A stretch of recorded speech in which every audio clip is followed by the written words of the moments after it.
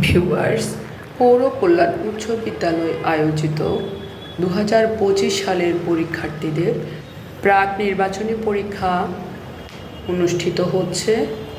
উক্ত প্রাক নির্বাচনী পরীক্ষার আজ তৃতীয় দিন। তো আমি ডিউটিতে ছিলাম, সামান্য একটু ভিডিও ধারণ করেছি একেবারে লাস্ট প্রান্তে, এবং তাদের কোনো সমস্যা হয়নি, তারা বলতেও পারবে না। ওরা খুব সুন্দর করে সকলে পরীক্ষায় মনোনিবেশ করেছে এবং ভালোভাবে তারা পরীক্ষা দিয়ে সফলতা বয়ে আনবে এই আশামত ব্যক্ত করি।